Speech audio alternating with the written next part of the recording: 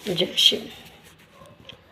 शिव शक्ति शिव महिमा के माध्यम से आज हम आपको सत्य विचारों के द्वारा भगवान के विषय में कुछ समझाने जा रहे हैं। आप इन भक्ति रूपी विचारों को समझने की कोशिश करें। देखो, जब भी हमने भगवान को बुलाया है, भगवान हमारे लिए हर वक्त खड़े हो गए हैं। पर हमें यही एक कमी हुई है कि हमने जब भी संसार की ओर मुड़कर देखा है तो संसार में यही समझ में नहीं आया है कौन सा इष्ट हमारे लिए अनिवार्य है। हमने चेहरा तो कर लिया, लेकिन यही नहीं समझ पाए कि कौन सा भगवान हमें चुनना चाहिए जो हमें मुक्ति मोक्ष की ओर ले जाए। आज हम जितनी भी पूजाएं करते हैं उनमें परमात्मा ज्योतिष स्वरूप में बैठा हुआ है और ये आपको दर्शाता है कि मैं प्रकाश स्वरूप में आपको दिखाई दे रहा हूँ। उस प्रकाश में आप अगर जानना चाहते हैं तो आप ध्यान योग में जाइएगा। आपको प्रकाश के विषय में हम सब कुछ बताएंगे कि किस तरीके से उस प्रकाश में हम विद्यमान हैं। हम ज्योत जलाते हैं भगवान की, तो ज्योत में ज्योतिर्मय में वो भगवान शिव समाहित है। लेकिन हम ज्योत तो जला देते हैं, लेकिन वो मय में भगवान शिव कैसा है ये अभी तक नहीं जाने हैं। शायद ये कमी रही है हमारी कि हमें दिखाने वाला शायद कोई अभी नहीं मिला है। जिस दिन मिल जाएगा तो ये परम ज्योत जो तुम जलाते हो अपने पूजा स्थल पर, तो उसी में भगवान आपको खुद ही नज़र आने लगेगा। लेकिन कैसे जाना जाए उसको? जब तक आप भगवान के सत्य विचार नहीं सुनेंगे, भगवान को बताने वाले हम राही को नहीं ढूंढेंगे, हम सफ़र को नहीं ढूंढेंगे, पथिक को नहीं ढूंढेंगे, तब तक उस प्रकाश में ईश्वर को नहीं जाना जा सकता है, नहीं देखा जा सकता है। ये बहुत गूढ़ बात है।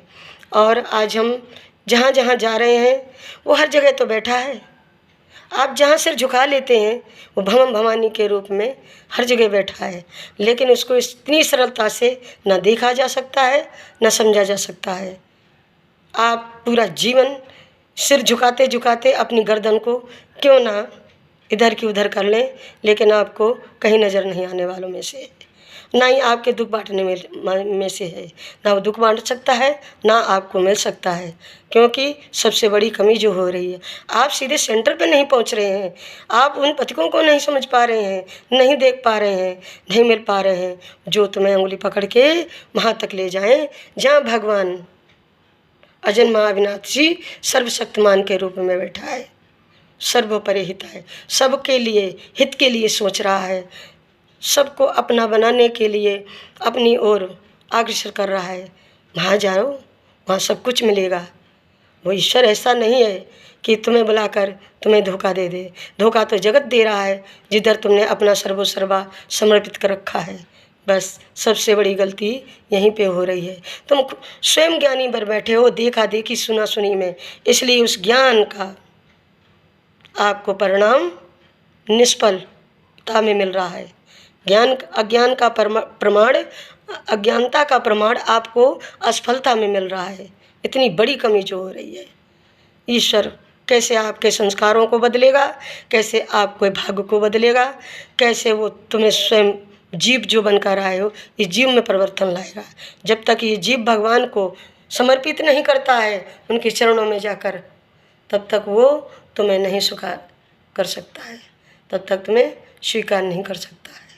इसलिए आज के सत्विचार हमें आपको हमारे यहीं तक आपको परिचय कराते हैं, भगवान के विषय में बहुत कुछ बताते हैं।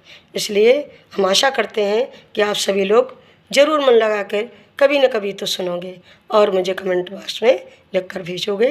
आपके शंकाओं का सारा समाधान करने के लिए हमने जीवन लिया है। हम आपसे वादा करते हैं कि ज़रूर आपको भगवान से मिला कर रहेंगे। क्यों जिस तरीके से हमें भगवान मिलते हैं, जिस तरीके से हमसे वो बात करते हैं, शायद किसी दिन हम आपकी भी बात करवा दें, अगर आप यहाँ तक आ गए तो।